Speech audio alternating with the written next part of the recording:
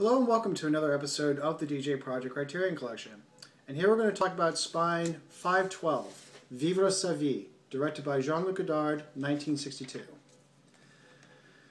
Godard. As I've stated before, if you want to get into Godard, probably the best introduction you can get into Godard is, and based on the Criterions that are currently in print, two films. Breathless, his first, and this, Vivre sa vie. And the reason being is, and I would probably recommend Vivre sa vie a little bit more than Breathless, although I mean, definitely see Breathless, but I recommend this a bit more because to me it feels the most human. And it's probably going to be the most human you're going to get out of Godard at this time. I haven't seen his films from the 80s, and but I've heard that it's probably the most humanist. I have seen Notre Musique, which came out in 2004, and it also feels a little bit more human. And by that I mean you feel like the character is a real person. You have the chance to empathize and sympathize with the character, and not be thrown so much with a lot of formalism, with a lot of Brechtian reflexivity and such. Those traits are still there, but it's not as overt. And considering this was made right after A Woman is a Woman, you almost get the feeling that it was kind of a...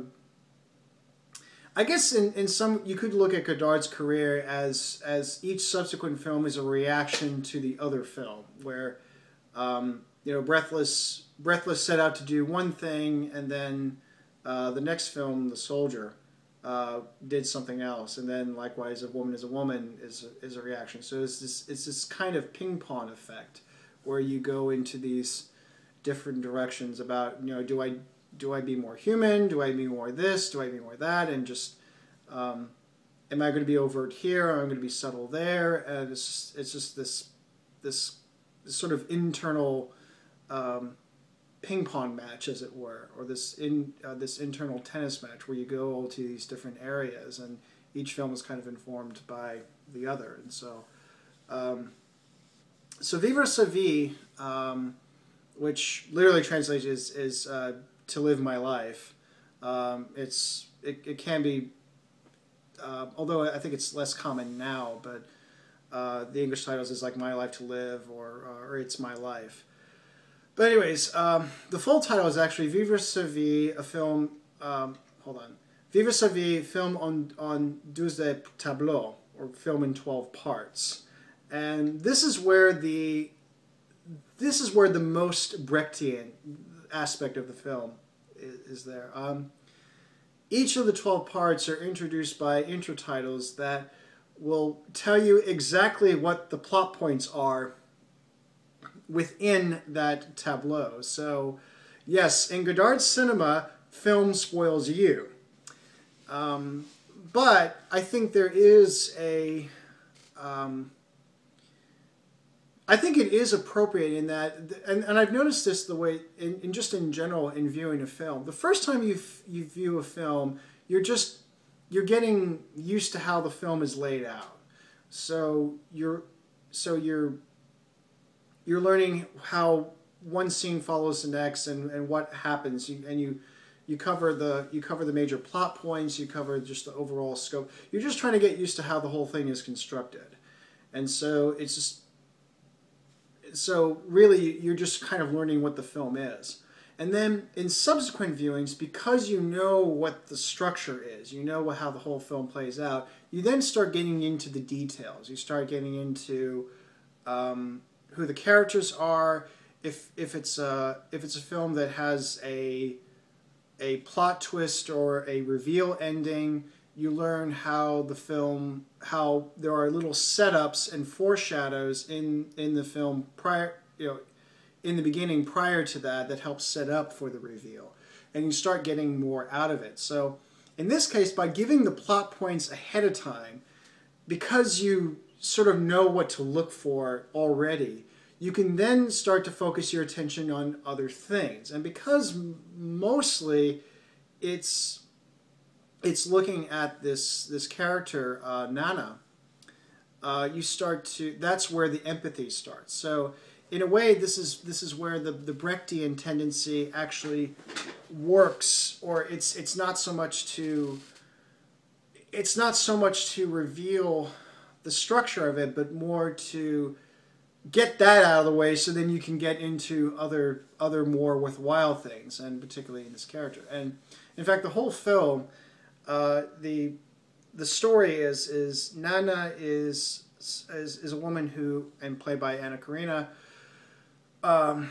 who aspires to be an actress, and so she leaves her husband and her son in order to pursue this dream. But in trying to pursue this dream, she ends up being a prostitute, and so she lives as a prostitute, and under this one pimp, Raoul, and then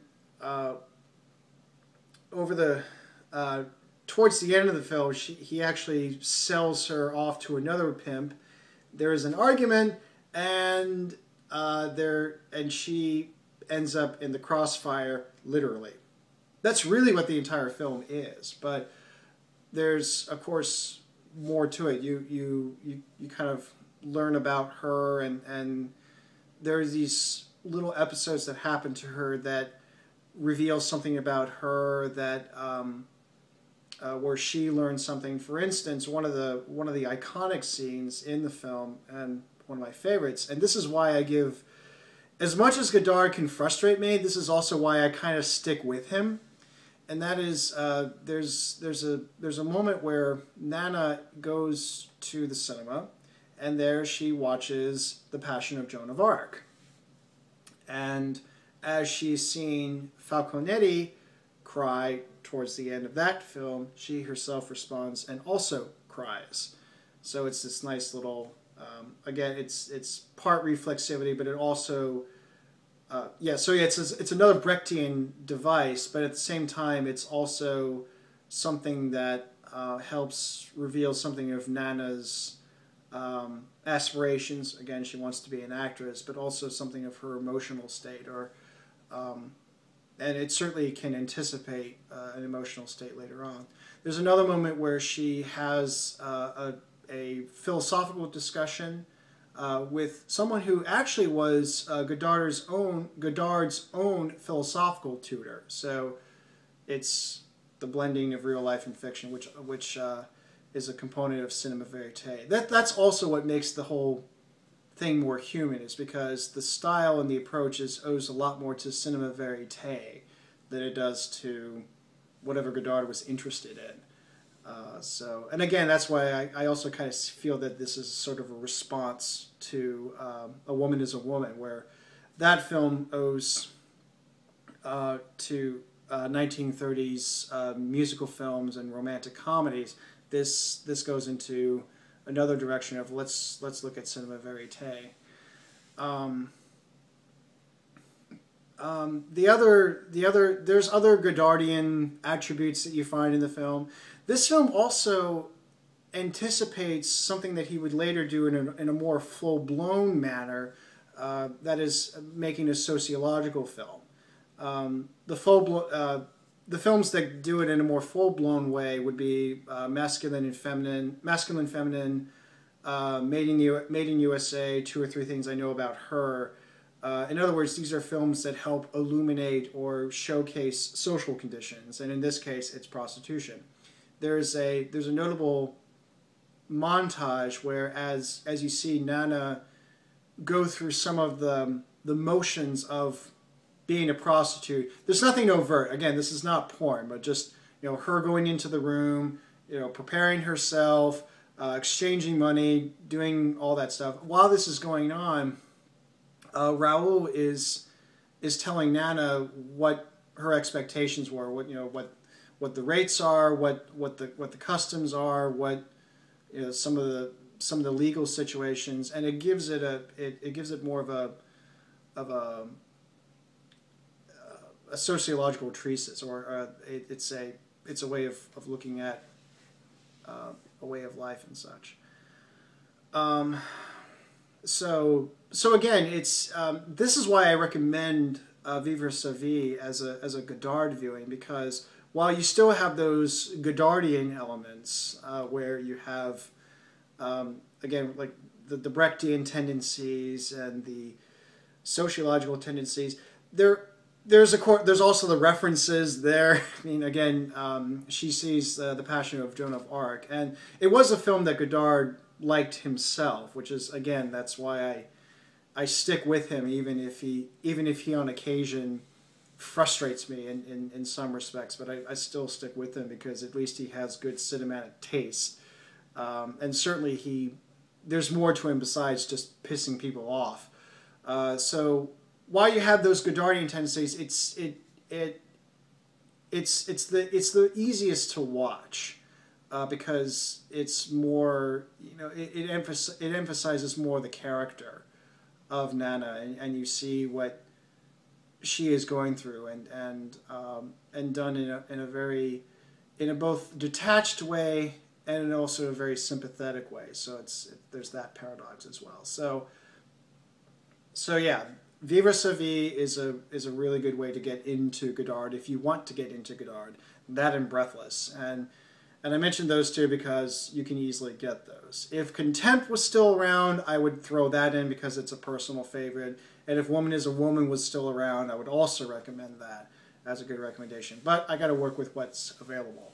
So, those films should be back in circulation. It will be through Lionsgate instead. So as soon as they're available, you can check those out. But if you want to stick to Criterion titles, Godard titles that are on Criterion, go for Breathless and Vivre sa vie.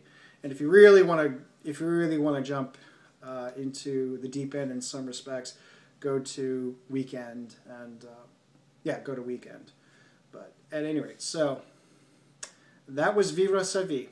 And until next time, take care.